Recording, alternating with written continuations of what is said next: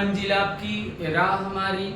मैं study division Azamgarh से R K. Sir पुनः संस्कृत की अगली क्लास लेकर आपके बीच उपस्थित हूँ। अभी चर्चा हम लोग वर्ण विचार में प्रयत्न की कर रहे हैं। पिछले वीडियो में हमने प्रयत्न की परिभाषा, आभ्यंतर प्रयत्न, बाह्य प्रयत्न की परिभाषा और उनके भेदों पर चर्चा हमने किया था। अब उनमें जो आभ्यंतर प्रयत्न है, आभ्यंतर प्रयत्न में जो 5 हैं उसमें किसके अंतर्गत कौन कौन से वर्ण आते हैं, तो उनकी चर्चा आज की क्लास में आप लोगों के बीच में करना है। और उसी पर आभ्यंतर प्रयत्न, फिर उसके बाद बाह्य प्रयत्न की चर्चा होगी। आभ्यंतर प्रयत्न के कुल भेदों को हमने आपको 5 प्रकार के बताए थे आभ्यंतर प्रयत्न को, और उनको एक तालिका बना करके मैं लिख रहा हूं और उन वर्णों को इंडिकेट करूंगा। इसमें सबसे पहला आपको बताया गया था स्पृष्ट, सबसे पहले था स्पृष्ट, फिर ईषत् स्पृष्ट, फिर ईषत् विवृत, फिर विवृत, फिर संवृत। इन्हीं पर चर्चा करनी है आपके क्लास में आज।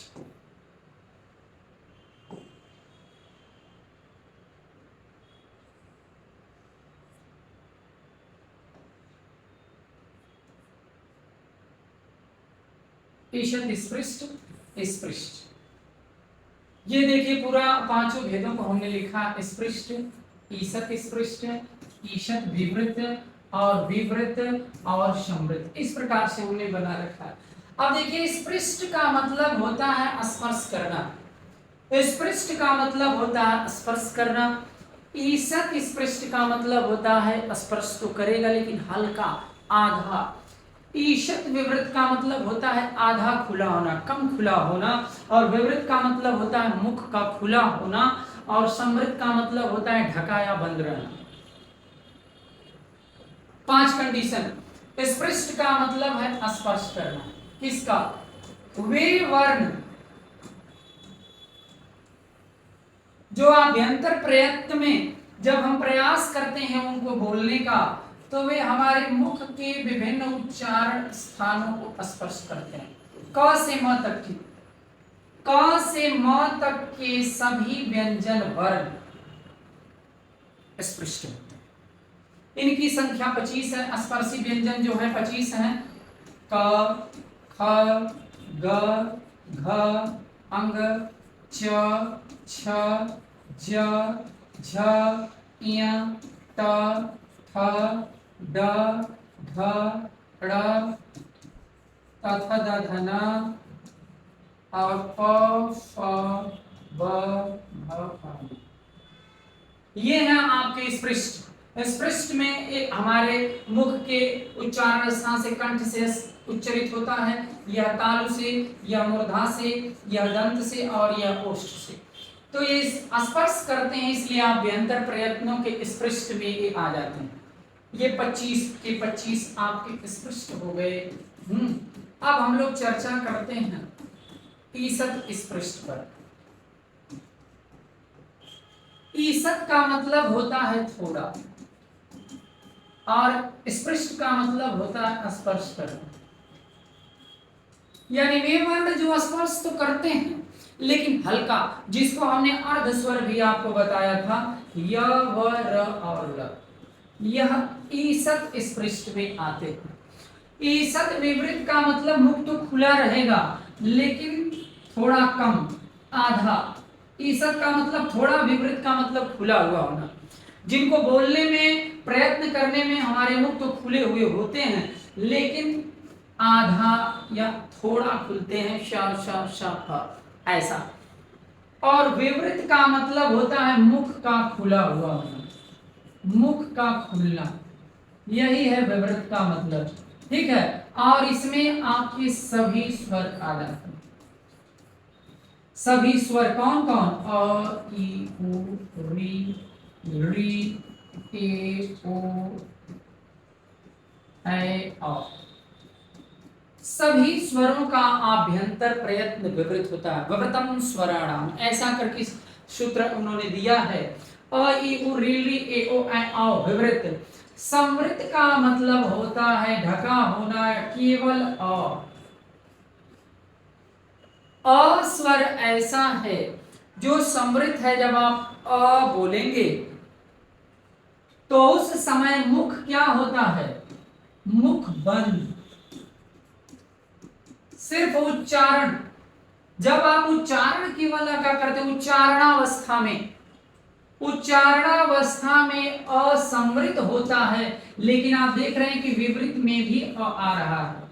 प्रयोग सिद्धि, संस्कृत साधनिका प्रयोग सिद्धि की जब बात आती है किसी शब्द के साथ निर्माण करने में, जब इस अ के प्रयोग की बात आती है तो अन्य स्वरों की भांति वह विवृत होता है, लेकिन उच्चारणावस्था में केवल यह संवृत ही होगा। जब केवल आप अ बोलोगे तो मुंह एकदम बंद रहेगा, अ कोई हलचल नहीं। लेकिन जब इसका शब्दों में प्रयोग में इसकी बात आ जाती है संस्कृत साधनिका प्रयोग सिद्धि में, तो प्रयोग सिद्धि मतलब शब्दों के निर्माण में जब इसके प्रयोग की बात आप करने लगते हैं तो उस समय इस अ का भी आभ्यंतर प्रयत्न विवृत हो जाता है। परीक्षा में कभी कभार प्रश्न पूछ देता है कि कौन सा ऐसा स्वर है जो विवृत भी है और समृद्ध भी है, तो क्या जवाब आप देंगे, केवल अ। केवल समृद्ध में अ है और विवृत में भी अ है, यही एक अकेला स्वर है। दो कंडीशन, उच्चारणावस्था में समृद्ध और संस्कृत साधनिका प्रयोग सिद्धि में विवृत, दो बातें याद रखनी है इसलिए आपको। आभ्यंतर प्रयत्न में स्पृष्ट ईशक, स्पृष्ट ईशक, विवृत और समृद्ध की चर्चाएं हमने किया। इस पृष्ठ में पंचमाक्षर वर्गीय व्यंजन जो आपके हैं क से लेकर मा तक आ जाते हैं। ईशत इस पृष्ठ में यवरल अंतस्थ आ जाते हैं। ईशत विवृत में ऊष्म व्यंजन ससा सहा आ जाते हैं। विवृत में सभी स्वर आ जाते हैं और समृद्ध में केवल आपका ह्रस्व आ जाता है। ये रही आभ्यंतर प्रयत्नों की चर्चा।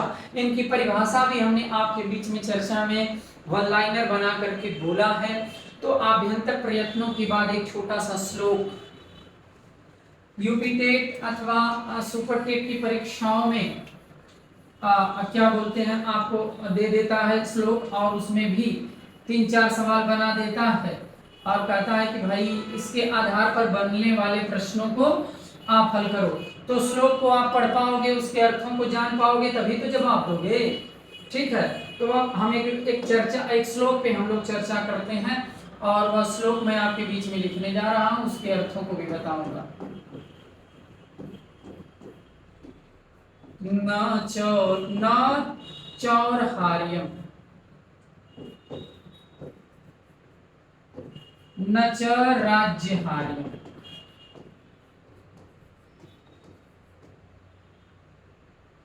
न चौरहार्यम न च राज्यहार्यम, न भ्रातृभाज्यम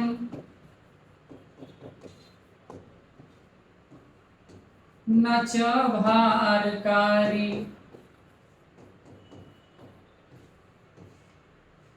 व्यये कृते वर्धत्येव नित्यम्,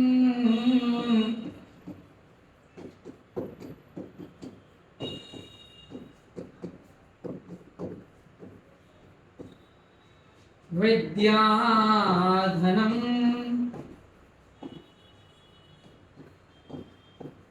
सर्वधनं प्रदानम्,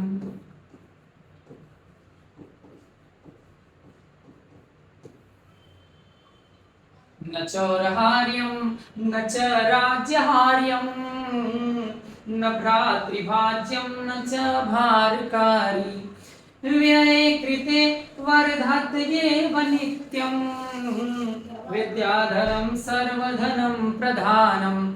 इसका अर्थ अगर मैं आपसे चर्चा करूं, चुराने योग्य, चौरहार्यम का मतलब होता है चुराने योग्य, अन्ना का मतलब होता है नहीं, यानी जिसको चुराया न जा सके। न च राज्यहार्यम, न माने नहीं, च माने और, राज्यहार्यम का मतलब राजा द्वारा जिसको छीना नहीं जा सकता। राज्यहार्यम, राजा द्वारा जिसको नहीं छीना जा सकता। न भ्रातृभाज्यम, और जिसका भाई बंटवारा नहीं कर सकता। भाई के द्वारा जो बांटा नहीं जा सकती है, जिसका विभाजन नहीं हो सकता, न माने नहीं, च माने और न भारकारी, और न ही जिसका कोई भार है। और सबसे बड़ी खासियत यह है कि व्यय कृते वर्धत, आप जितना ही इसको खर्च करोगे उतना ही बढ़ती है। कब? एव नित्यम, प्रतिदिन। विद्याधनम सर्वधनम प्रधानम, अतः विद्या रूपी धन सभी धनों में क्या है? श्रेष्ठ है, प्रधान है, ऐसा कहा गया। अब आपसे परीक्षा में पूछ दे कि चौरहार्यम पद का अर्थ क्या होता है, तो आप सीधे सीधे कहेंगे न चुराने योग्य। नहीं, चौरहार्यम का मतलब होता है चुराने योग्य। जब न लगा दिए हैं तब न नहीं चुराने योग्य हुआ है। तो ऐसा कभी विकल्प में रहेगा जो चुराने योग्य हो, जो न चुराने योग्य हो। केवल चौरहार्यम लगा के पूछ देगा तो आप कहेंगे अर्थ तो इसका जो न चुराने योग्य हो। न अलग है भाई, न का अगर न चौरहार्यम पूछेगा तब जो न चुराने योग्य हो उसका देंगे। केवल चौरहार्यम पूछेगा तो चुराने योग्य जो हो उसका, उस विकल्प को सही करेंगे। राजा के द्वारा यहाँ पर क्या राज्यहार्यम दे देगा, तो राज्य के द्वारा हरण करने योग्य, ऐसा। भाई के द्वारा विभाजन करने योग्य, कोई भार नहीं है, ऐसे करके किसको सबसे धनों में सबसे ज्यादा श्रेष्ठ बताया गया, ऐसा पूछ देता है कि सभी धनों में श्रेष्ठ कौन है, तो आप क्या बताएंगे? विकल्प जहां भी विद्या लिखा रहेगा वो विद्या वाला विकल्प आपका सही हो जाएगा। तो इस प्रकार परीक्षा में श्लोक भी देकर के परीक्षाओं को पूछता है, जिसको मैं एक एक श्लोकों के द्वारा आपको अवगत करा रहा हूं। ठीक है, श्लोकों की रीडिंग और अर्थ की बात करूं तो एक बार हमारे साथ आप भी बोल लीजिए लयबद्ध ढंग से। न चौरहार्यम न च राज्यहार्यम न भ्रातृभाज्यम न च भारकारी, व्यय कृते वर्धत एव नित्यम, विद्याधनम सर्वधनम प्रधानम। ठीक है, ऐसा आप इसको लयबद्ध ढंग से श्लोक है गा सकते हैं। हमारे सेशन को, इस क्लास को आप ज्यादा से ज्यादा लाइक करें, शेयर करें, सब्सक्राइब करें चैनल को।